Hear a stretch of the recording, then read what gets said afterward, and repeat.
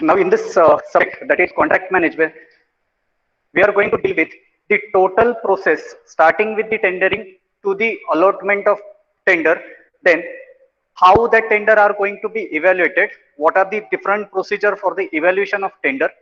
The next one is after evaluation of tender, we are going to see how the tender are to be allotted to the specific firm or say contractor, and then what are the different terms and conditions of contract, how those conditions are necessary to be implemented in your contract. Then after this, whatever the issues or whatever the problems that will be faced by the both the parties like client and contractor in case of your contract, and how to resolve those conflicts, what are the different methodology, what are the different conditions, what are the different techniques through which we can resolve those kind of problems created in between this parties like client and contractor. And then we are going to see if there is any kind of what we can say, if there is any kind of delay in your construction project, then how that delay are to be incorporated, whether we are going to pay any kind of extra expenses to the client because of that delay, that is called as liquidated damages, or that delays happen because of some kind of issues that will be not under control of contractor. So who will be responsible for the evaluation of this kind of delay, okay, in the construction project? So we are going to see what are the different techniques, how they are going to check it out, this technique. Then again, in case of contract, the major issue is defect liability period. Defect liability period. Now, when we are going to see defect liability period, now what exactly the defect liability period means? After the handover of your construction project to the client, then client may or that structure may have some kind of issues or construction failure. Then those failures are to be recorrected by the contractor. Now, the point is up to which time contractor will recorrect those kind of issues or failures or problems in your construction project. So that period is basically called as defect liability period. So we are going to see what we can say in general, how we are going to deal with the contract from the tender to the what we can say commissioning of that particular project. Now, when we are going to see the contract, then contract is first there is a tender and then there is a contract. So contract is not direct contract. First there is a tender, and after tendering, we are selecting one person that is called as tenderer based on the criteria what we are going to define, and on the basis of those criteria we are select the tenderer for the execution of said work. Then after signing the work order, after issue of the work order to that particular tenderer, then that tenderer become the contractor. So this is the very simple thing which we are going to understand. But there is a what we can say confusion between tender and contract. See, tender and contract are the different parts. So first we will see what exactly the tender is. Now when we are going to say tender, when we are going to say tender, then tender is nothing but it is an invitation. It is an invitation. Now invitation of what? Invitation for construction of project. Invitation for construction of project. Now, it does not mean that the tender is always for the construction of project. It sometimes this invitation may be supply of material,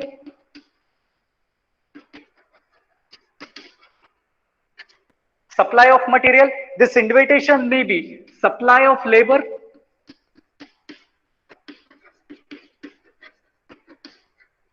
this invitation may be supply of labor. And when we are going to say the invitation for the construction project, then in that case also there is a variation whether we give the that work to that particular contractor with material and the execution, or we will client supply the material and that fellow has to just execute it. So again it is depend. So when we are going to say the construction invitation for the construction of project, again there is a two criteria or 2 points.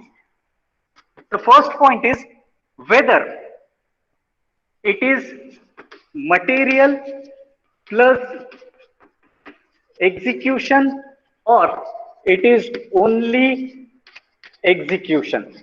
It is only execution. Now, when it is only execution, it means that the material is supplied by client. In this case, the material is supplied by the client. Now, when we are going to say in this two bifurcations, ultimately what happened? The tender document is going to be changed. In this case, the tender document is going to be changed because the material is supplied by the client. So we cannot consider those conditions which are related to the material into the contract because it is a part of your client. Secondly, if we are going to give the total work to that contractor, this means material is also supplied by him, execution is also done by him. In that case, we should consider the conditions of material. It means that we are going to check out the specification properly. Because if we are not writing the specification properly, then it will create issue in case of quality. So the very essential part is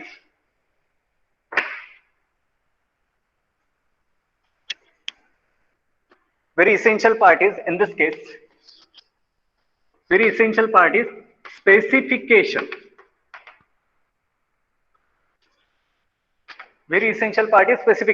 Now, what happened in case of specification? In case of specification, we are mentioning what? The methodology of execution. Second, the process of construction. Third, the quality of material.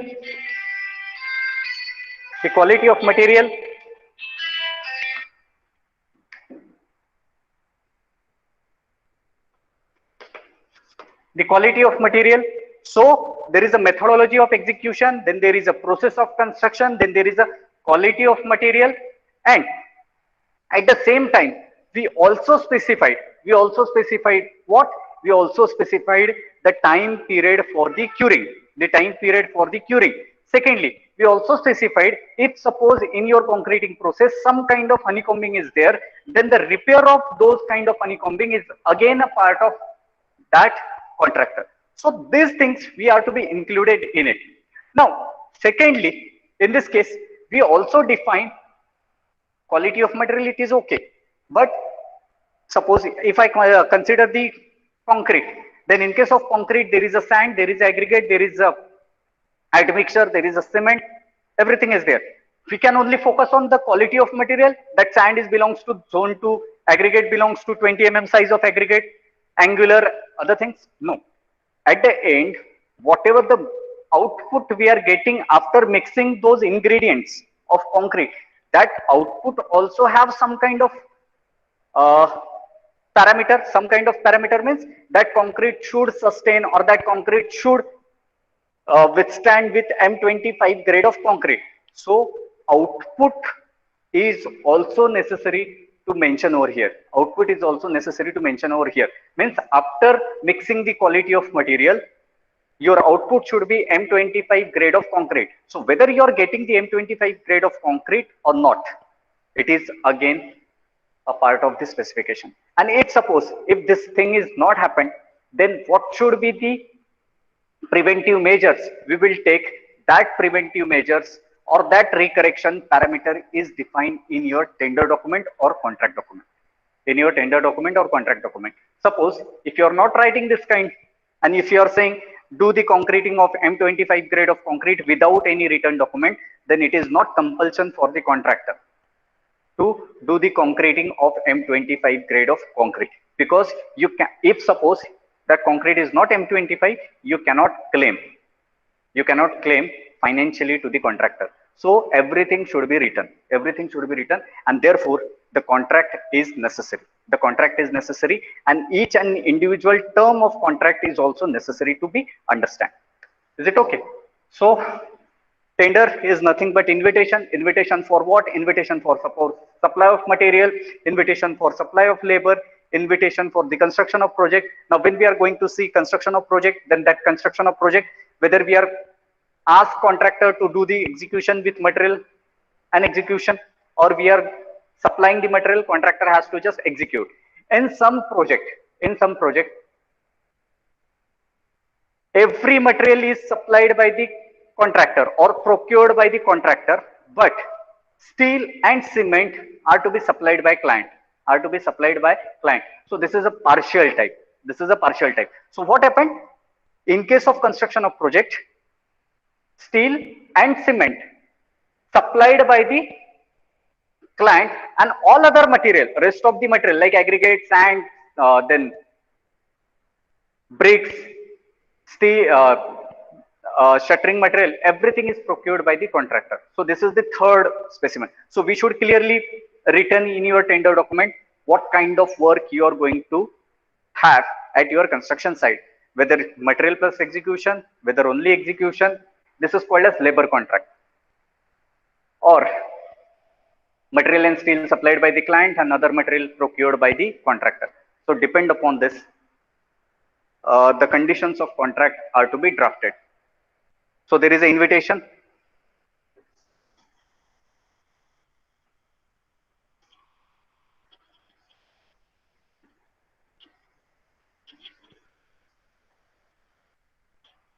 So tender is nothing but invitation.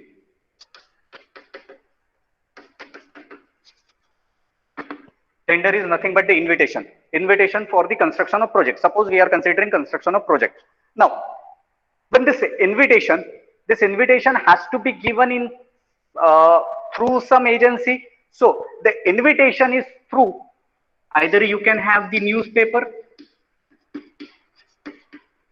you can have direct email if you know the contractor, probable contractor. Then you may float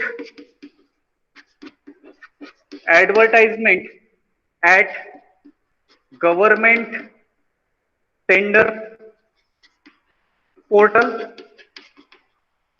or government tender are to be float in the government tender portal. So these are the process, or these are the agencies through which we are float the tender. So either we can have newspaper, we can have direct email. If you know the contractor, we can directly email. We have to float the tender in case of government project on the tender portal. Okay. Now next, after floating this kind of things, then what we have to take? We have to give the time for submission. We give time for submission. Submission of what? You are giving the invitation. Now, tenderer are going to submit you what? Tenderer are going to submit you the offer. So, time for submission of offer. Time for the submission of offer. Is it okay? Now, this offer is depend. Whether you are going to call the percentage rate tender, whether you are going to call the item rate tender, whether you are going to call lump sum tender. Okay. So depend upon the type of tender, that kind of offer you will get.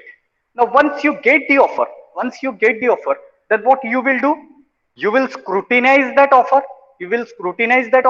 So scrutiny is again an essential part. So next thing is you are going to scrutinize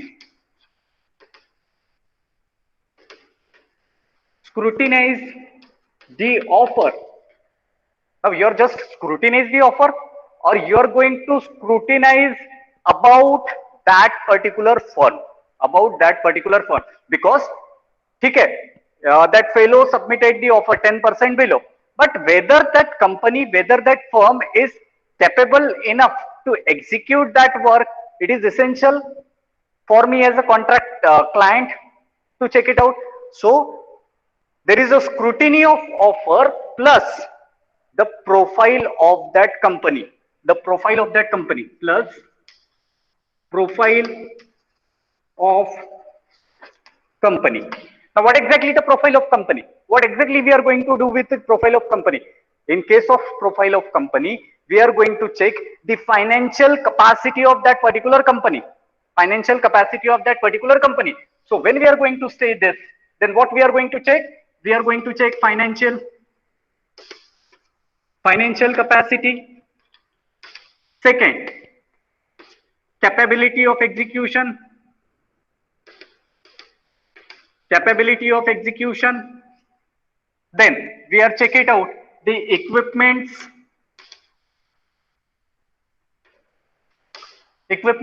Then we are going to check the staff, that is technical staff.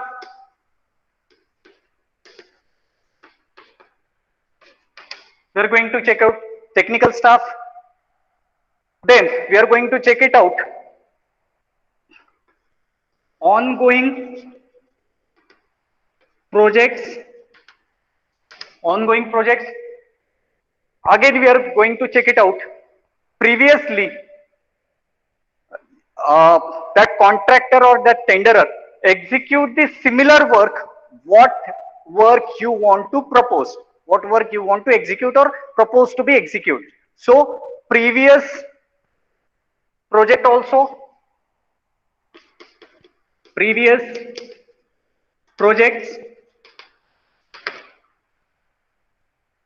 Now on the basis of this, we are going to check out the profile of that company. Now again, what we ask them to submit ITR, that is income tax return certificate for previous 3 years. Income tax return certificate for previous 3 years. So these are the points. These are the points which we are going to check it out prior to offer. Prior to offer. If suppose any person, they don't have financial capacity, they don't have the equipment, they don't have that much technical staff which we required for the execution of your project, and that firm quoted offer lowest, then whether you are going to allocate that work or assign that work or assign that contract to that fellow? No, because if you are assigning, then there is an uncertainty in the execution. There is an uncertainty in the execution, and as there is uncertainty in your execution, it means that the time of completion is not defined. The time of completion is not defined. Suppose the time of completion of your project, say 18 months, then it is not possible because of this uncertainty, because of these issues, that contractor can complete that work within 18 months. Okay.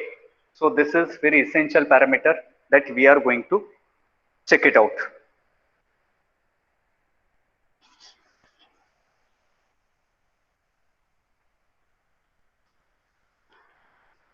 Now, after scrutiny, after profile, whatever the documents they have to submit in envelope number 1, 2, and 3, whatever.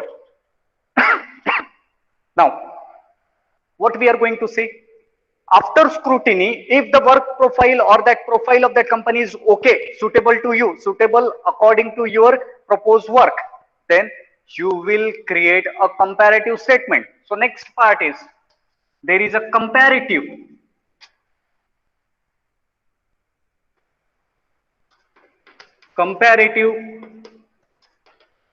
statement. Comparative statement. Now, what exactly the comparative statement gives you? Comparative statement gives you, or you can sort out the companies which are shortlisted for the offer. In that case, we sort out according to the lowest rate. So, suppose company 1, the rate is suppose 2 CR. This is company 1. Company 2, the rate quoted is 2.2 CR. Company 3, rate quoted is 3 CR. In this way, we are going to have the comparative statement. And on comparative statement, now it is your call. It is your call whether you are going to select the lowest offer, whether you are going to select the lowest offer. Now this lowest offer is basically called as L1. This lowest offer is basically called as L1. That is lowest one. That is lowest one. Then second offer is basically called as L2. Third offer is basically called as L3. Now generally we are select L1. We select the L1 who will give you the what we can say minimum offer, who will give you the minimum offer that we will select, but it is not necessary, it is not compulsion for us as a client to select the lowest contractor, to select the lowest contractor. If you want, you can allocate that work instead of L1, you can allocate that work L2 also, even you can allocate that work to L3 also. But in case of government project, this thing is not happened. In case of government project, this thing is not happened. That project is given to the L1 contractor only. That project is given to the L1 contractor only. Now, check it out. What happened? There is a comparative statement, and after the comparative statement, we select what? Lower rate tenderer. Lower rate tenderer. We select the lower rate tenderer. Now, after the selection of this lower rate tenderer, then at that point also that lowest rate tenderer may uh, refuse to execute that work, okay, if that work is allotted to him after the comparative statement, after the scrutiny, but now he is not willing to do or execute that work, then at that point also that tenderer can convey their inability, there is their not willingness for the execution. Then that tenderer is not selected, then next L2 is selected. So the lower rate tenderer selected. Lower rate tenderer is selected. Now after the selection of this lower rate tenderer, then what happened? Then we issue one work order. Then we issue work order. Then we issue the work order. Now that work order has to be signed by this fellow, then work order is issued, and after signing the work after signing the work order, then tenderer become contractor. So after signing the work order, what happened? Tender became contract, and tenderer become contractor. So within this process, within this process,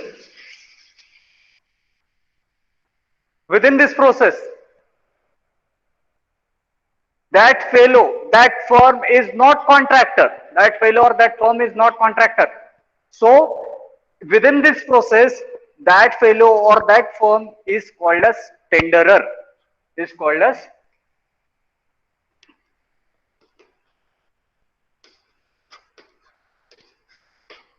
as tenderer. And within this process, whatever the documentation we have, that documentation is basically called as tender. Okay, is it clear? So now after signing the work order, that tender becomes contract, because when we are signing the work order, we are not signing the single page, we are signing the conditions of contract. So then it becomes contract, and tenderer becomes your contractor. So this is the process from floating of tender to the allotment of tender. And that this is not the end of the role of person or construction management person or person who take care of this. Now the real task is started. Because when you are going to start the execution at your construction site, there are many issues are to be arise because of some technical issues, because of some social issues, because of some financial issues, because of some legalities, and those issues are to be tackled out. Those issues are to be tackled out at your construction site through the conditions of contract. So all these issues, all these points are to be incorporated in your conditions of contract or contract document, so that client have ground to ask contractor to do the work according to the requirement, according to the specification, according to the drawings, because there is a conditions of contract and contractor has to follow that conditions of contract.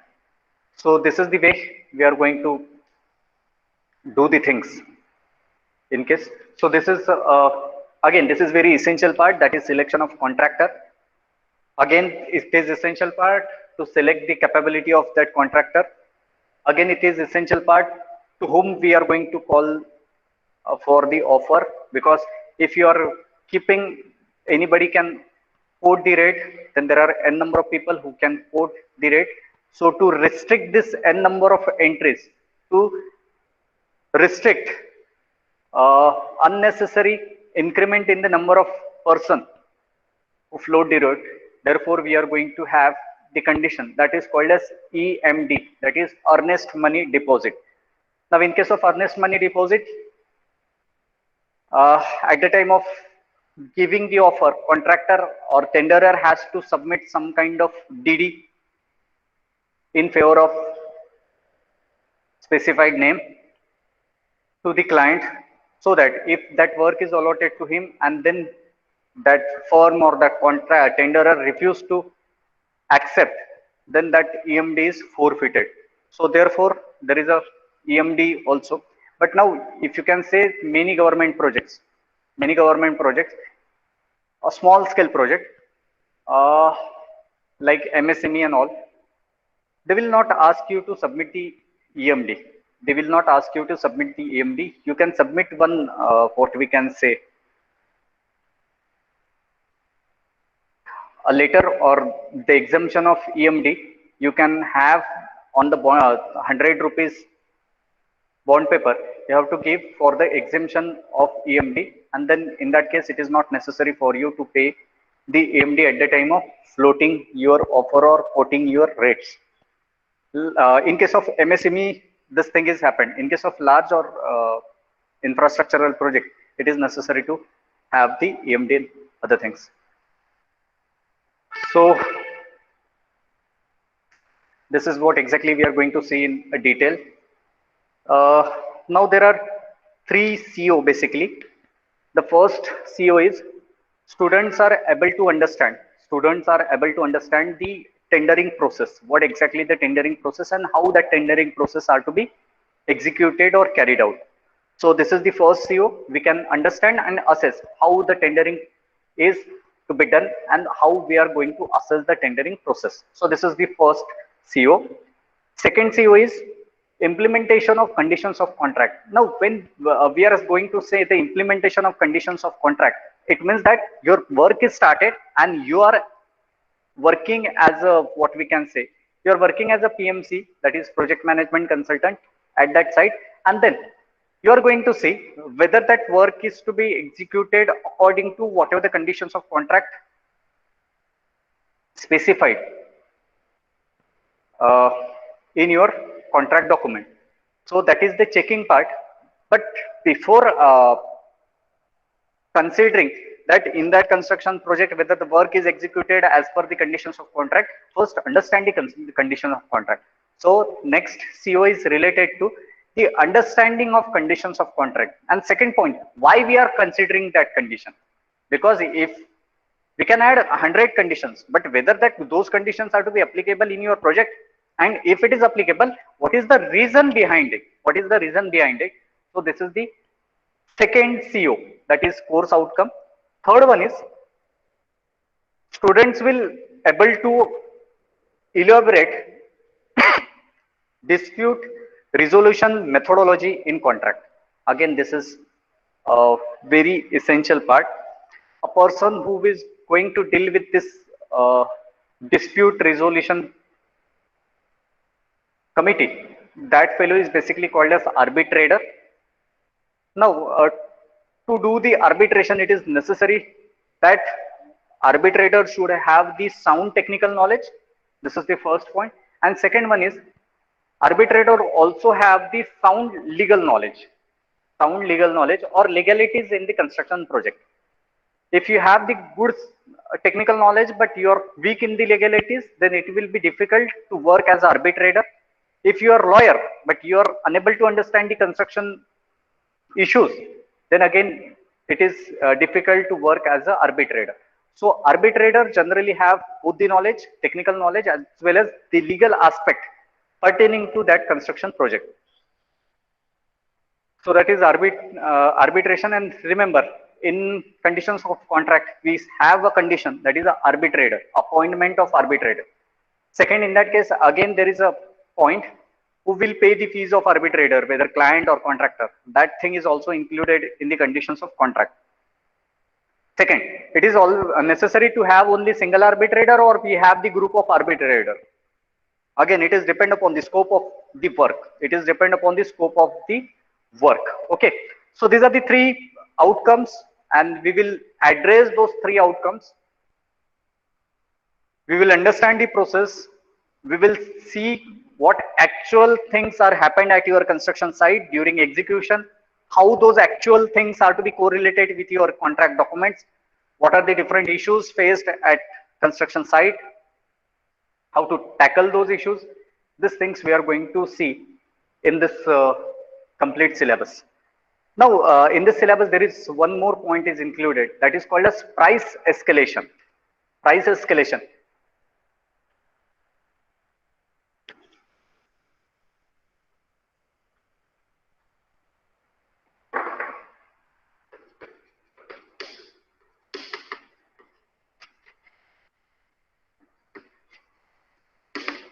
Price escalation. This is very important term. This is very important term, because what happened? Suppose 6 months back, 6 months back, the petrol is 80 rupees per liter. Right now, at present, the rate is suppose 105 rupees per liter. So there is a change of 25 rupees per liter. There is a change, 25 rupees per liter. Now, because of this change in the fuel, the cost of material increases. The cost of material increases. So, whatever the rate quoted by the contractor, that time contractor consider 80 rupees. But now, as there is a increment in the price of petrol or say fuel, the rate is not 80 rupees, because his calculation is according to 80 rupees. But now the rate are going to be changed. So we have to consider the price escalation at the time of billing. So this is very essential part, price escalation. And how we are going to check it out or calculate the price escalation. That is again, there is a specified methodology through which we are going to see. Then again, we will see what we can say RA bills, how RA bills are submitted and other things.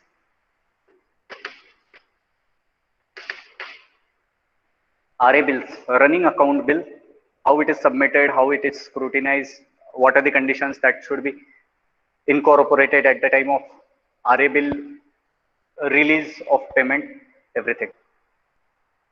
So that's it from my side today. From tomorrow, we will discuss the points specified in your syllabus. Again, this is an informative subject. Secondly, this is very essential subject if you want to work out as a construction professional. Okay. So thank you. If you have any doubt, you can write down. Okay. Thank you, sir. Bye, sir.